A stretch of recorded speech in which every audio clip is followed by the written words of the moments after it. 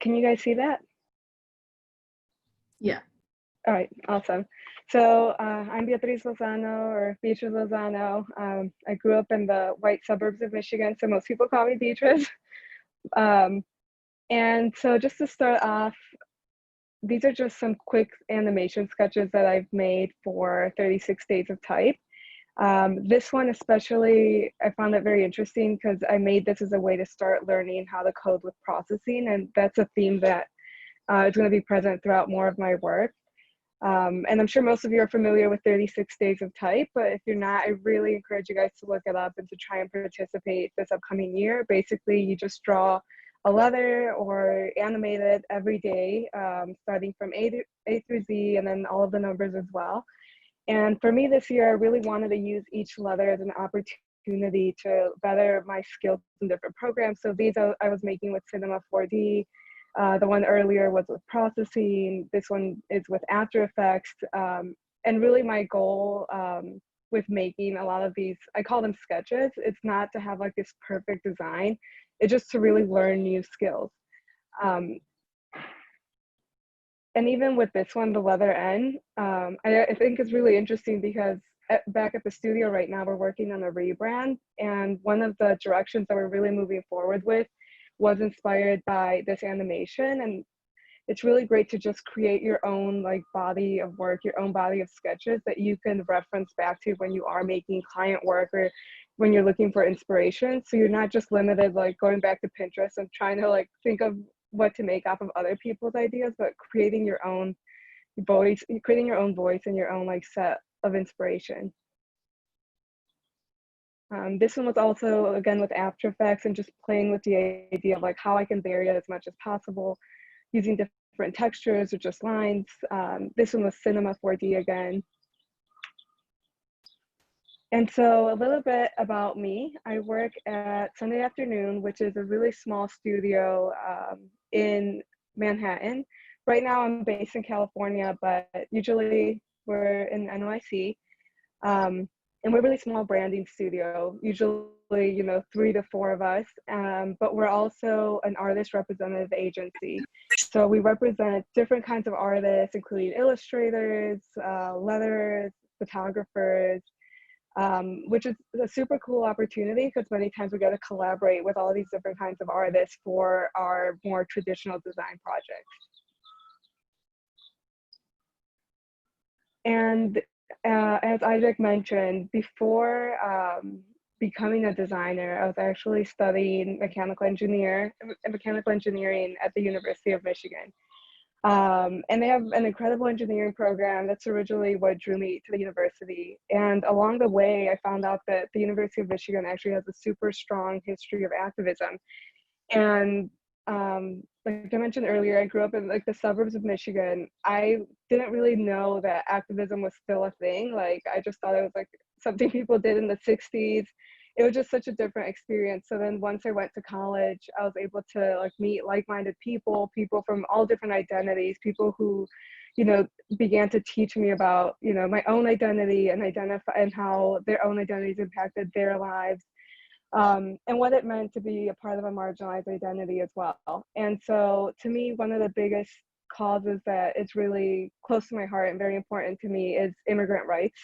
And immigrant rights activism, just because of my family history and different loved ones that have had different experiences with that system.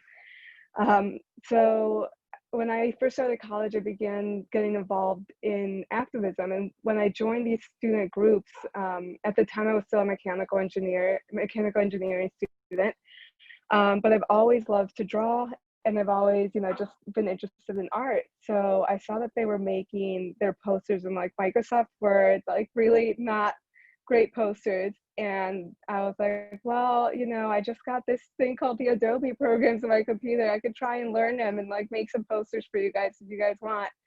And that's essentially how I started teaching myself how to, use Illustrator, use InDesign, use Photoshop. And the thing that I find very interesting is like my original exposure to design was me like Googling or going to the library and looking at visuals like these, seeing how different movements were using different typefaces, different colors, and just like this really bold and direct approach, which even to this day, it still really influences and impacts my work.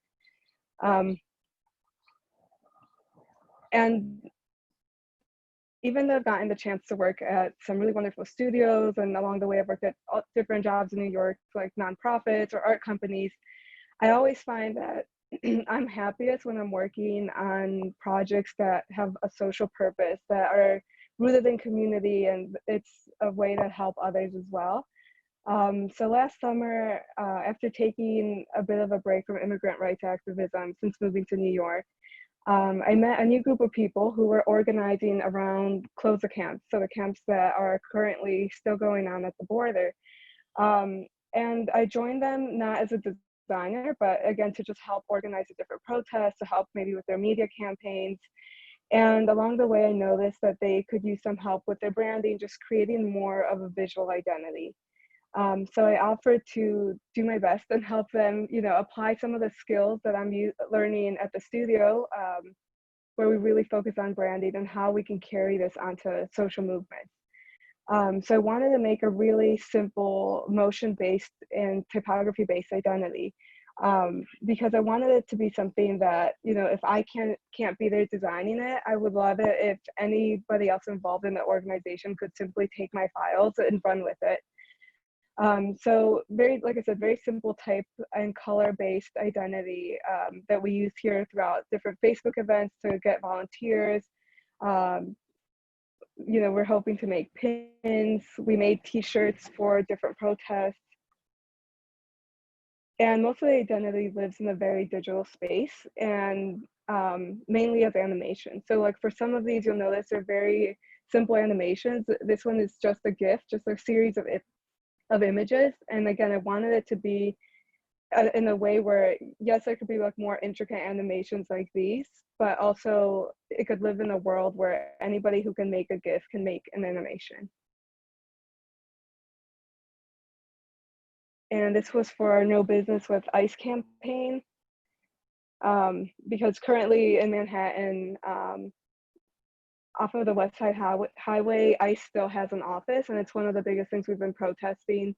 ICE has an office there, and the majority of people are just not aware of it. And I think one of the biggest roles that design and visual communication has in activism is just sharing information. Like I feel like the majority of times where people almost seem apathetic to different causes, it's not really because they're apathetic, it's just, they just really don't know the information that is out there. And as visual designers, we can use our skills to really help spread these messages, spread facts or different kinds of information in a way that people want to engage with. And here we have some of the hand-painted signs. So I always think this photo is really interesting because I think it's really important to keep in mind, when we're branding in the studio, we're branding for clients, like every color has to be so exact. We need to make sure we have the same hex code, CMYK, Pantone, whatever we're dealing with, the same typefaces. But when it comes to, designing for a social movement, that simply, you can't be that rigid with your rules. Like you have to be really open with it.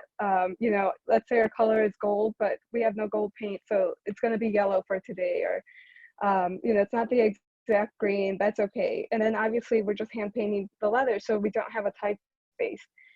But I also think it creates this really beautiful outcome. And it also, for me, just helped me really reflect on like, what is a brand, and really helped me rethink that maybe, in my client work, like after doing these kinds of projects, I'm more interested in creating brands that are more flexible and less rigid.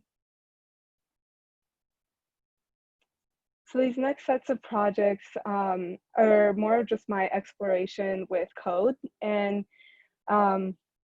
this was my final project for a class I recently took at Cooper Type with Lin Yun and Kevin Ye. And it was called Generative Typography. So I'm sure they're going to be teaching it again. And I highly recommend anybody who's able to take it to take the class. But one of the main things that really draws me into programming and coding is the accessibility aspect.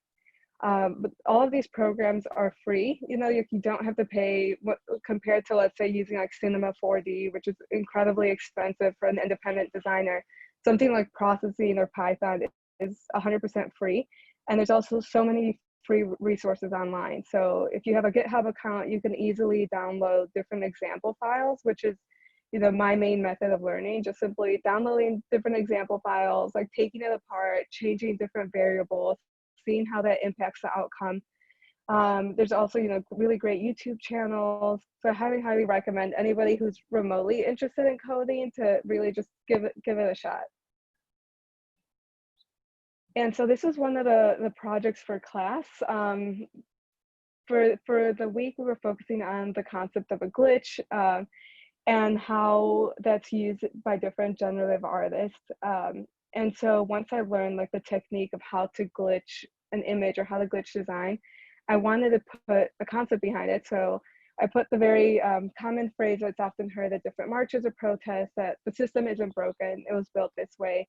And I really loved the way it really echoed this, you know, the visual language that was going on. And it is an interactive piece. So if you could see the cursor, the position of the cursor changes how this type is being manipulated. So the higher up it goes, the more the lines break up. And then it also has like a sine wave attached to it. So it also moves horizontally.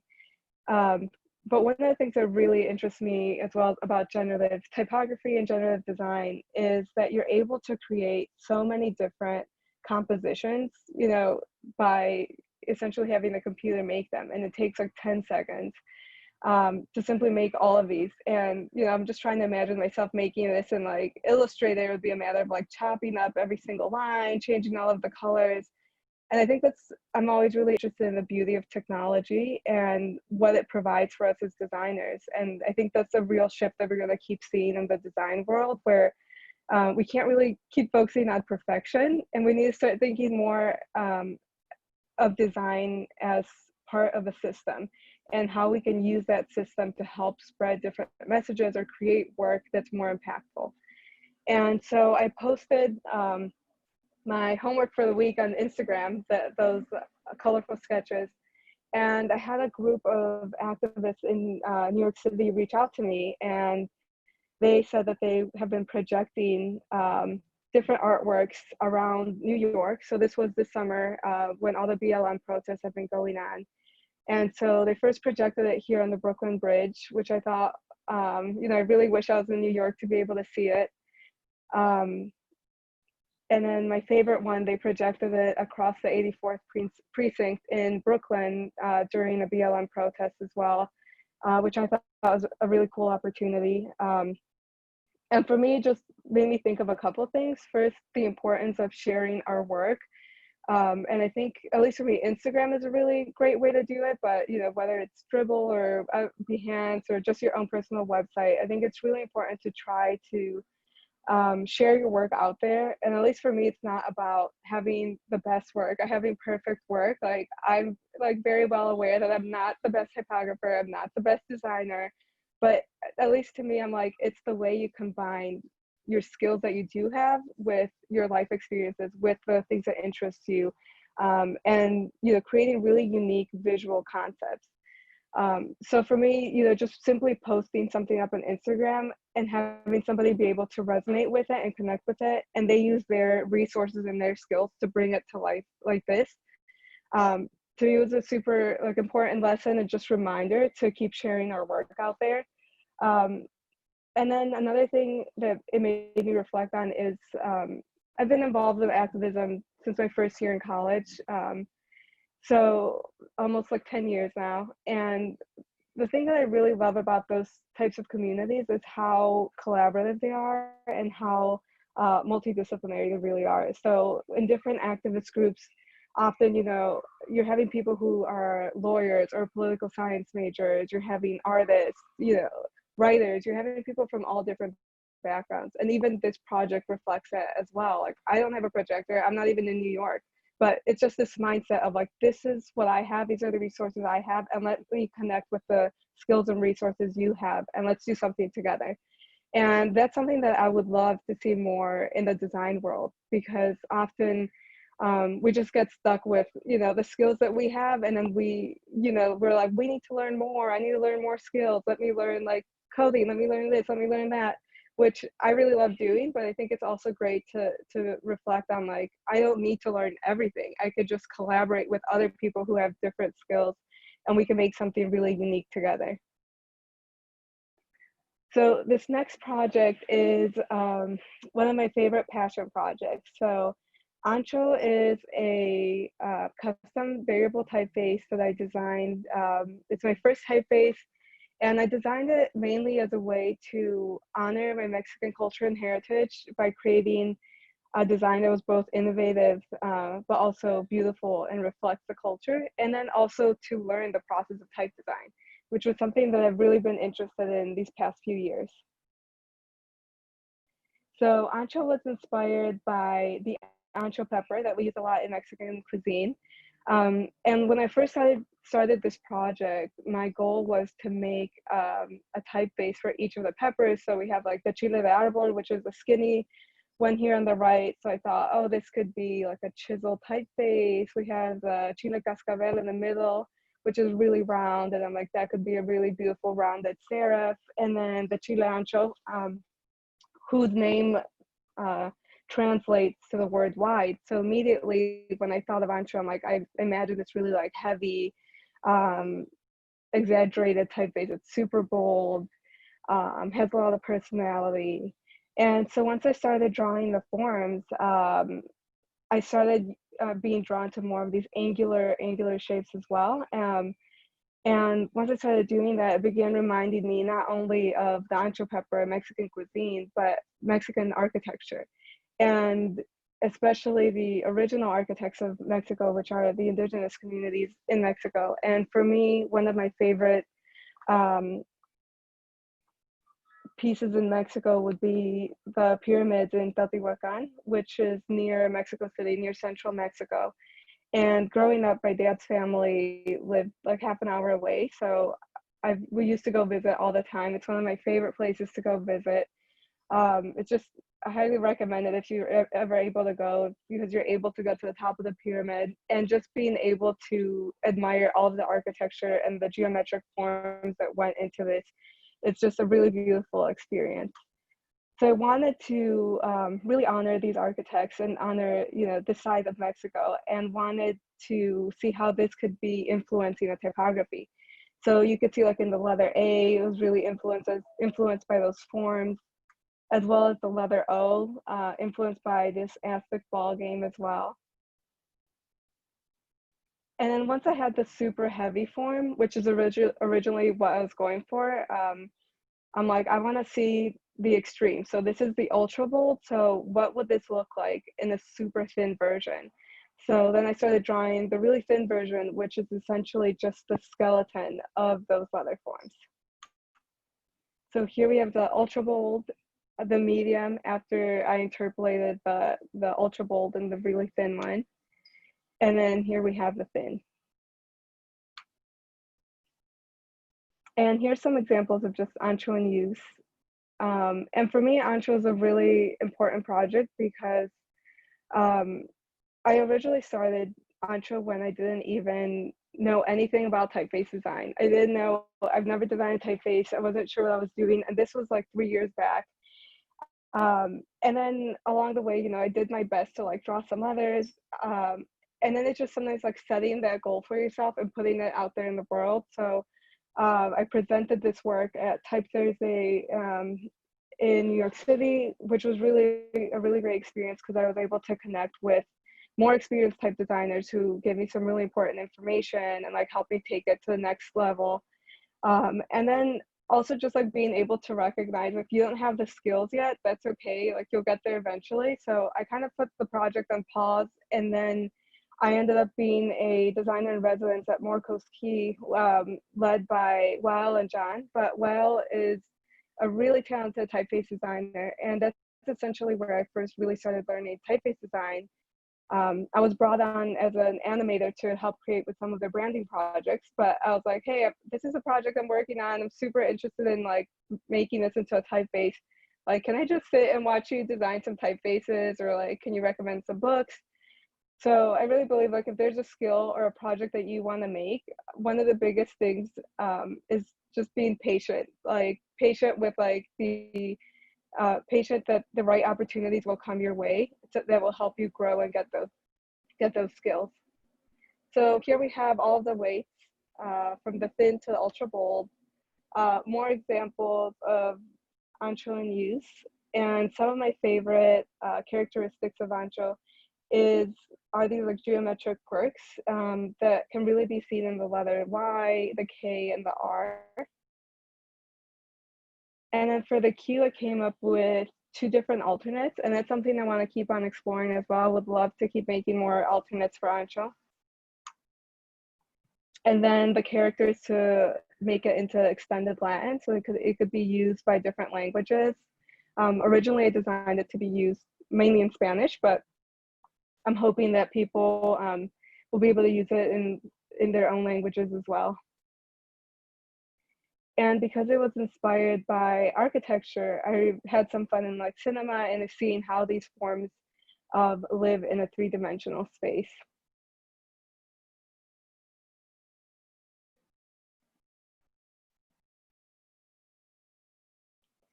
And then this was from a few months ago when I was packing up to come on over to California. I found this sketchbook from like over 3 years ago when I was first designing, when I first came up with the idea for ancho. And if anybody knows anything about type design, like this is like 100% the wrong way to go about it, but I just still thought it was really interesting to be able to combine like the original concept of ancho with how it ended up. And for this, I used ARKit, so it reacts to different pages. And so using your mobile phone, the different animations show up on different pages. And here's some more animation examples for ancho. So this one right here I made with Drawbot and Python. And there's, again, really great free resources for anybody who's interested in animating variable fonts through Drawbot and Python online. So right now, to animate a variable font, that's essentially your only option. Like your other option is to go into After Effects and like move every little vector point. But with Drawbot and Python, it takes all of your interpolations and it's able to animate your variable font. However, I am very hopeful that After Effects is going to give us the features within the next 2 years. That's what I keep telling everyone. Maybe I'm just being hopeful, but I really do believe that in like 2 years, we're all going to be able to animate with variable fonts in After Effects. And so one of my favorite parts about this project was being able to see ancho in use. But even before I released it, I shared it with some of my close friends and I asked them if they would be willing to design a poster with it. And it was just so nice and generous of them. And it was great to see it in use and also just seeing it used in ways that I would have never imagined. And seeing people like take more of a playful approach, you know, extruding it to be 3D, using the super thin version. So yeah, I just thought this was such a cool experience to see it in use. And so Ancho's available for download right now on my website. It's pay what you wish, so you can download it for free today.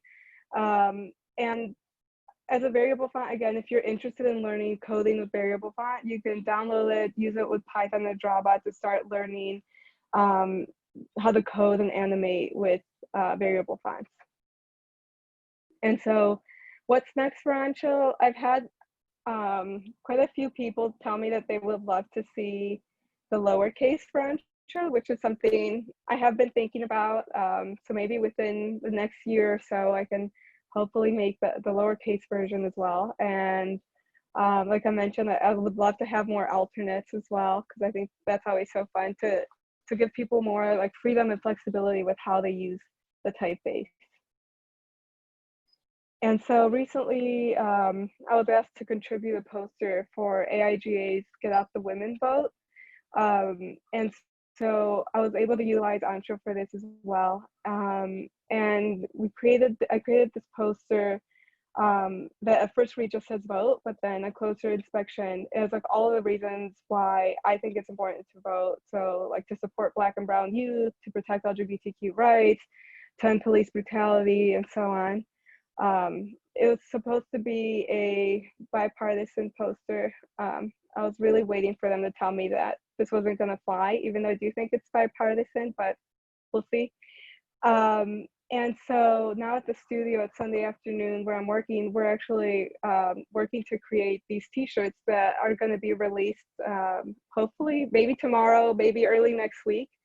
And all of the profits are going to be going to a nonprofit organization that helps get photo IDs, so like driver's license for people who need them.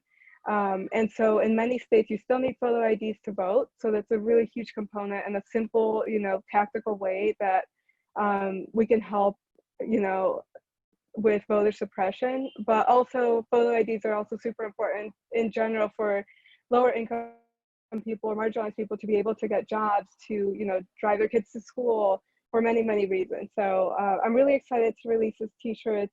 Keep an eye out. We're going to be releasing them through the studio within the next few days.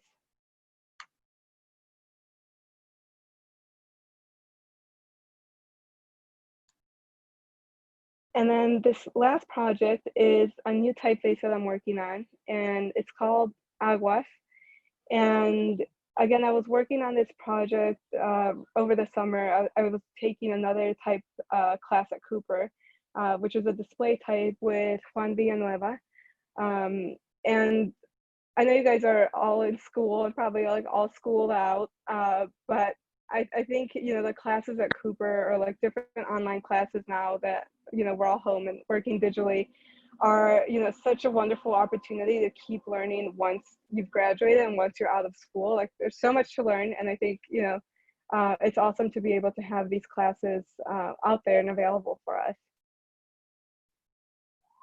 So Aguas was inspired by this hand-painted sign that I saw in a market in Mexico.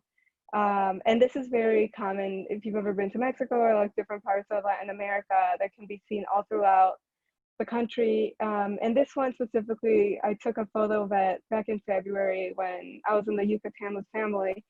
And I went back and looked at the photo and I noticed that I really loved the letter H in leche, because the two stems, when I saw them, it just reminded me of like the one on the left is the before and the one on the right could be the after state. So I started thinking of it as this like animated variable typeface that starts off pretty rigid and straight, and then it adds this curvature to it as well. And then it can also extend horizontally or condense back up. So this is an early sketch, and this is just a bit more about the way I the way I sketch and create even like typefaces isn't very linear. Like I usually love to jump almost to the end where I'm like, I want to see how this moves. I want to see how it would function, and then I went back and figured out, well, now what is this going to look like? What are what are the characteristics of this specific typeface? So for that, I was really, really thankful to be able to be a part of that class and be able to explore a bunch of different takes on it. And I came up at the end with this version of it. It still has a lot of the brush inspiration, which I really love, especially in letters like the top left and bottom right corner of the O of the round characters. The A and the N really has like this like Spanish influence that can be seen again throughout Mexico in different lettering projects or even outside of like different buildings. And this typeface is still in progress. Like I'm always looking for feedback. I'm open to changing not only the forms of it, but right now the main thing that's going to take a lot of time is figuring out the motion for all of the characters. So it is more of an experimental typeface. So especially once it is really distorted, but at the end of the day, it still is a typeface. So I want it to be at least somewhat legible. So here are some examples of the typeface in use. So we have, so the name also Aguas. So in Mexico, at least, the term Aguas is used as a slang to say like watch out or like move out of the way, which I thought was really interesting because I've always imagined it to be like this moving typeface. But then Aguas is essentially translates to waters. So in Mexico and throughout Latin America, we have these like flavored fruit waters. So like agua de horchata, agua de Jamaica, but then we make water from all the different kinds of fruits. So here we have like watermelon water, you know, lemon or lime water, different kinds of melon, papaya. And then here is the most recent example I have of what this typeface will look once it's fully functioning and as a variable font. So it has two axes, as I mentioned. It can extend in width and then also increases in the curvature. And then, you know, you could do both at the same time. But as most variable fonts go, this is quite time consuming, and I really want to make sure that transition from all the different states is going to be as smooth as possible. So this might take a year or so, but I'm really excited to see where it goes, and hopefully I'll be able to share it with you guys in the future, and I would love for you guys to be able to use it as well. And so thank you so much for your time.